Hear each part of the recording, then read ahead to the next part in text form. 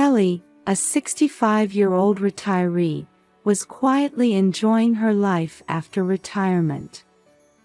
She spent her days volunteering at a local children's facility. Interacting with the children naturally reminded her of her own grandson, Noah.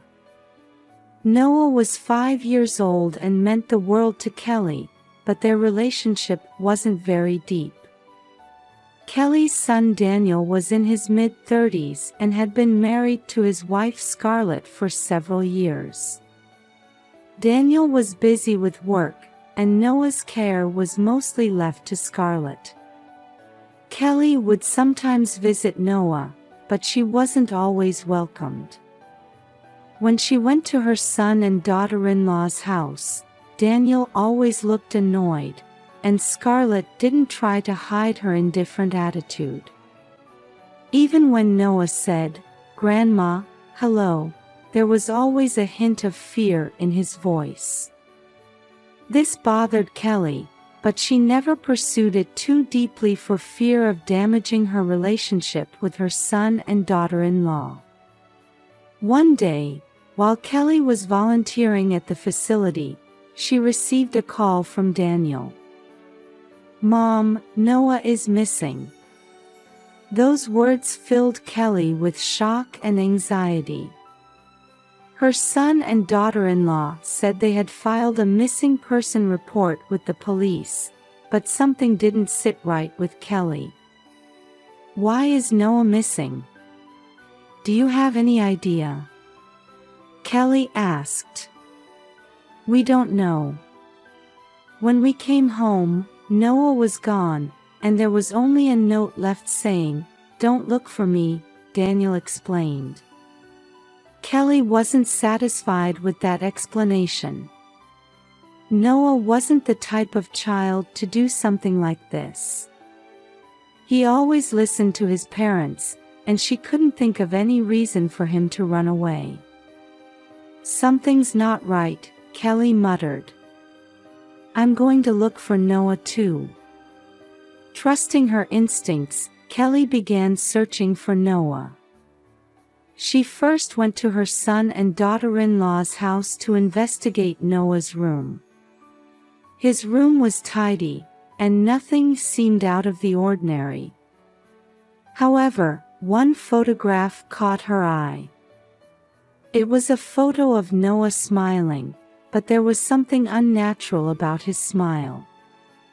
This child might be hiding something, Kelly thought. She decided to examine Noah's room more closely. That's when she found a small box under the bed. Inside the box were several drawings Noah had made. Upon closer inspection, the drawings seemed to express Noah's inner feelings. He harbored fear and frustration towards his parents and may have been using his drawings to calm himself. One drawing, in particular, caught Kelly's attention. It depicted a boy being scolded by his dad and mom. Kelly was convinced that Noah was troubled. She needed to investigate further to determine why he had run away. Next, Kelly decided to talk to the neighbors. She reached out to people who knew Noah and asked about his demeanor and behavior. Several strange testimonies emerged. Recently, Noah seemed down. "He always walked with his head down," said a neighborhood housewife. "I once heard Noah crying in the middle of the night. But I couldn't tell where it was coming from," another resident said. Hearing these testimonies, Kelly felt there was a high possibility that Noah was dealing with problems at home. She resolved to keep searching for him, never giving up until he was found. One night, Kelly was at home thinking about Noah. She spent a sleepless night praying for his safety. After finishing her volunteer work at the facility, She felt a pain in her chest every time she thought of Noah. How did this happen? Kelly asked herself. I just hope he's safe. That night, Kelly couldn't sleep. Lying in bed, she checked the clock repeatedly. It was past 2 a.m., and she still couldn't fall asleep when suddenly, she heard a faint voice from outside. Grandma. Grandma, are you there? It was Noah's voice. Kelly leaped out of bed in surprise and looked out the window. There stood Noah, covered in mud and in tatters. He was shaking and crying out, "Please, help me." Kelly quickly put on her slippers and rushed outside to Noah. "Noah, I'm so glad you're safe," she said, embracing him as tears streamed down her face. Noah, his face a mess of tears, pleaded, "Grandma, please don't tell Dad and Mom." Kelly hurried to bring Noah inside. His body was cold and covered in mud, and he couldn't stop shaking, so she cleaned him up with a warm shower and gently dried him with a towel. "Noah, what happened? How did this happen?" Kelly asked. Noah was silent for a while but eventually began to speak in bits and pieces. "A week ago, Dad and Mom took me to the mountains. There, they told me, 'We don't need you anymore,' and abandoned me." Kelly was stunned by his words, and anger welled up inside her. How could they? She screamed in her heart, but she remained calm to soothe Noah. "So, how did you make it here?" "I came down the mountain and desperately walked. I thought Grandma's house would be safe."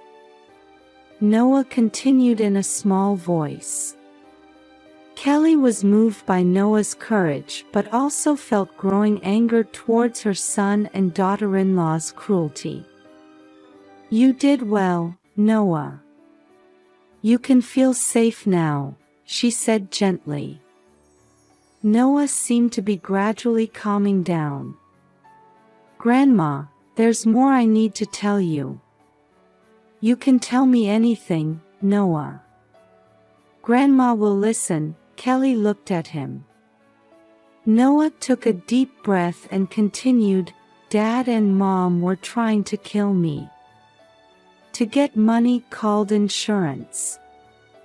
For a moment, Kelly was at a loss for words, but she quickly embraced Noah. "Oh my." Hearing Noah's story, Kelly held him tightly. Her heart burned with anger towards her son and daughter-in-law and a determination to protect Noah. "I'll protect you from now on," Kelly told Noah. "I'll never let you be alone again." Noah's expression softened bit by bit at Kelly's words. He felt that Grandma's house was his safe place and began to open up. Kelly dressed Noah in pajamas and led him to bed. "Rest well here today," Kelly said, gently kissing his forehead. Noah said in a small voice, "Thank you, Grandma," and fell asleep feeling safe. After making sure Noah was asleep, Kelly sat by his side, thinking about what to do next. She decided to continue hiding Noah at home to ensure his safety. Then, the next thing to do was to gather evidence to prove her son and daughter-in-law's abuse. Kelly immediately took action to protect Noah. First, she photographed the bruises and burn marks left on Noah's body as evidence. "It might hurt a little, but bear with it," Kelly said as she captured all of Noah's injuries in the photos. Noah silently obeyed. "You did great, Noah. This will serve as evidence, Kelly said. Next, let's go to the hospital and have a doctor examine you. Noah looked a little anxious. What if Dad and Mom find out? It's okay, Grandma is with you. I'll protect you, Kelly answered firmly.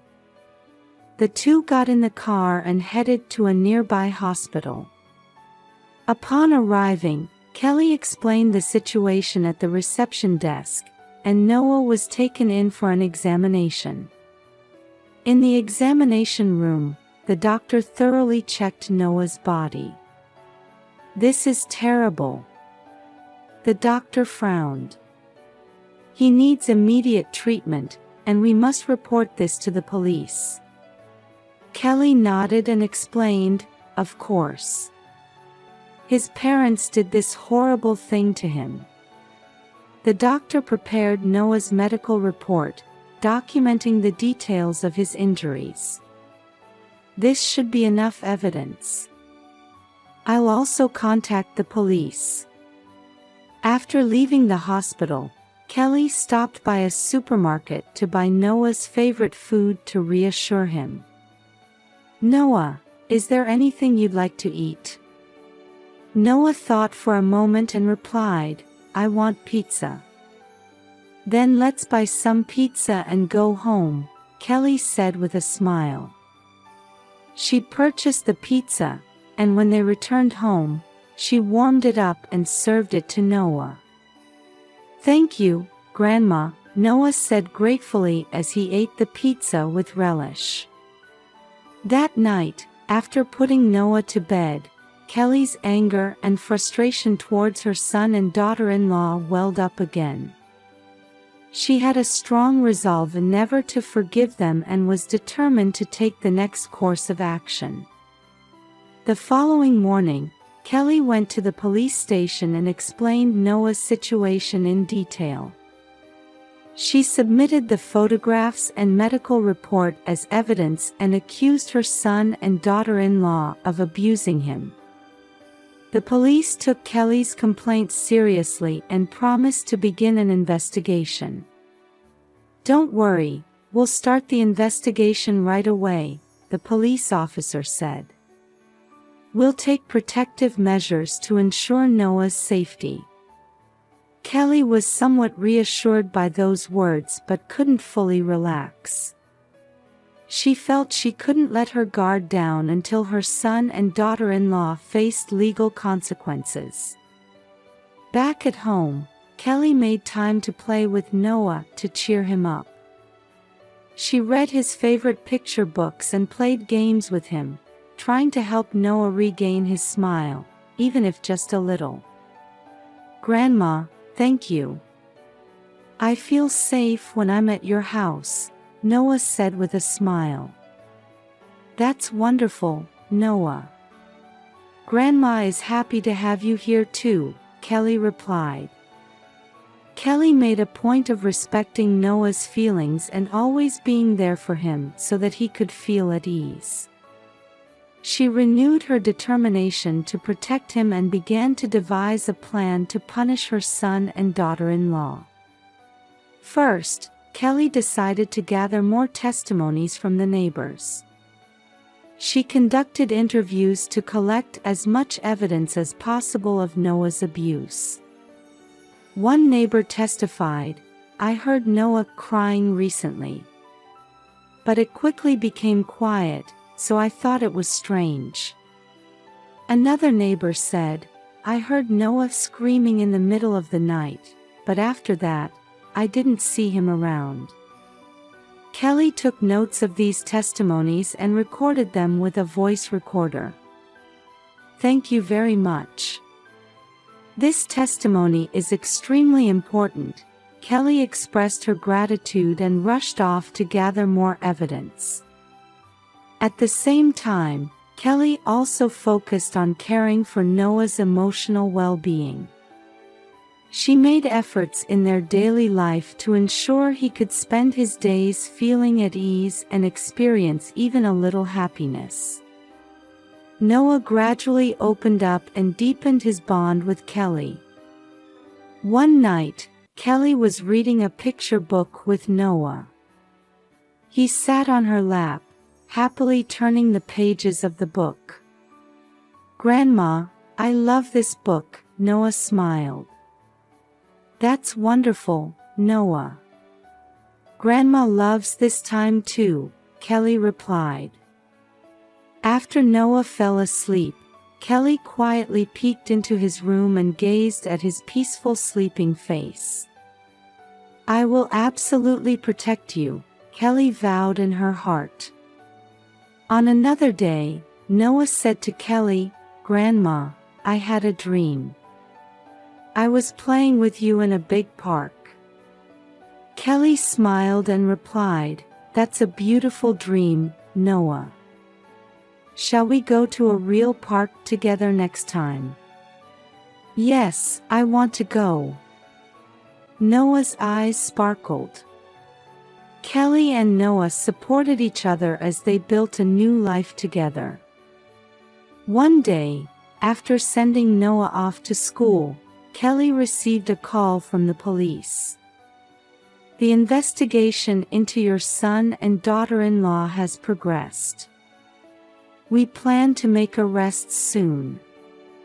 While relieved by the report, Kelly felt she couldn't let her guard down until her son and daughter-in-law faced legal consequences. The next day, Kelly went to her son and daughter-in-law's house with the police. She had the police wait outside while she went in to talk to her son and daughter-in-law first. When she knocked on the door, her son Daniel answered. "What do you want, Mom?" Daniel said coldly. "Daniel, I need to talk to you." "Please let me in," Kelly said with a firm attitude. Daniel opened the door, displeased. "Fine. Make it quick." Kelly entered the house and faced Daniel and Scarlett in the living room. Scarlett had her arms crossed, staring at Kelly with an unpleasant expression. "What did you come here for?" Scarlett asked sullenly. "I'm here to talk about Noah." "I know everything you've done to him," Kelly said calmly. For a moment, Scarlett looked surprised, but her expression quickly turned into a sneer. "What are you talking about? Do you have any proof?" "Of course I do. Noah's testimony, the neighbors' testimonies, and photos and a medical report of the injuries on his body. I have it all," Kelly replied resolutely. Daniel showed signs of panic and blurted out, "That kind of evidence can be dealt with in any way." Scarlett concurred, "That's right. No one will believe we did anything to Noah. We're obviously more credible." Kelly's anger swelled, but she maintained her composure. "You tried to kill Noah. For insurance money. Do you understand how despicable that is?" "Despicable? Don't make me laugh. We wouldn't be inconvenienced if that child was gone," Scarlett sneered. "That's right. If Noah disappeared, we'd have more freedom," Daniel said cruelly. Kelly was at a loss for words at their statements, and her anger reached its peak. "Do you even have human hearts?" At that moment, police officers entered the room. "Daniel Miller, Scarlett Miller, you're under arrest for child abuse and attempted murder." Daniel and Scarlett were stunned and shouted, "Police! This can't be real. What you've done is absolutely unforgivable. To protect Noah, you must face legal consequences," Kelly said resolutely. Daniel's anger was evident as he shouted, There's no way we'll be arrested for this. We're innocent. Scarlett also desperately claimed, this is some kind of mistake. We didn't do anything like that. However, the police officers calmly took them into custody. Kelly expressed her gratitude to the police officers, saying, "Thank you very much. Now Noah is safe." The police officer nodded and said, "Your courage and determination saved Noah. He can now live safely." Kelly immediately returned to Noah. He still looked frightened, but he smiled with relief when he saw Kelly's face. "Grandma, what happened?" Noah asked anxiously. "It's all right now, Noah. Your dad and mom can't hurt you anymore. So you can feel safe," Kelly answered gently. With tears in his eyes, Noah asked, "Really? I don't have to be afraid anymore?" "Yes, you don't have to be afraid anymore. Grandma will always protect you," Kelly hugged him. Noah found solace in Kelly's embrace and cried, "Thank you, Grandma. Thank you so much." Kelly held him tenderly and vowed, "From now on, we'll live happily together, just the two of us." After Daniel and Scarlett were arrested, Kelly and Noah prepared to start a new life. With the help of the police, Kelly was officially recognized as Noah's guardian and proceeded with the necessary steps to ensure his safety. Noah gradually healed his emotional wounds and deepened his bond with Kelly. One day, Noah said to Kelly, "Grandma, I'm a little scared to go to school, but I'll do my best." Kelly smiled gently and replied, "It's okay, Noah. Grandma will always be by your side, so you can feel at ease." Noah started attending a new school and made friends. He would tell Kelly about his experiences at school every day, and she felt joy in watching Noah grow. On weekends, they would go to the park together or read books at the library. Noah gradually regained his cheerfulness. One day, Kelly and Noah were making cookies together in the kitchen. As Noah happily kneaded the dough, he said, "Grandma, when I grow up, I want to be as good at cooking as you." Kelly laughed and replied, "That's wonderful, Noah. Grandma loves cooking with you too." When the cookies were ready, they arranged them on the table and enjoyed them with warm tea. As Noah took a bite of a cookie, he said, "Grandma, thank you. I'm really happy when I'm with you." With tears in her eyes, Kelly replied, "Me too, Noah. Being with you is my happiness." Every time she saw Noah's smiling face, Kelly felt a sense of satisfaction for having protected him. Several months passed, and Daniel and Scarlett's trial began. In court, their cruel actions were brought to light, and the judge handed down a severe sentence. "Daniel Miller, Scarlett Miller, you are guilty of child abuse and attempted murder against Noah. You will now spend a long time in prison," the judge announced calmly. Daniel clenched his fists and muttered, "This wasn't supposed to happen. How did it come to this? We just wanted the insurance money." The judge answered coldly, "Your actions are unforgivable. Endangering Noah's life is absolutely unacceptable."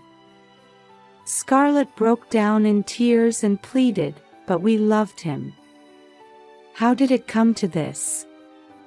The judge shook his head quietly. It was you who took actions that cannot be explained by the word love. For Noah's sake, you must reflect on your actions. Scarlett whispered through her tears, "Noah, I'm sorry."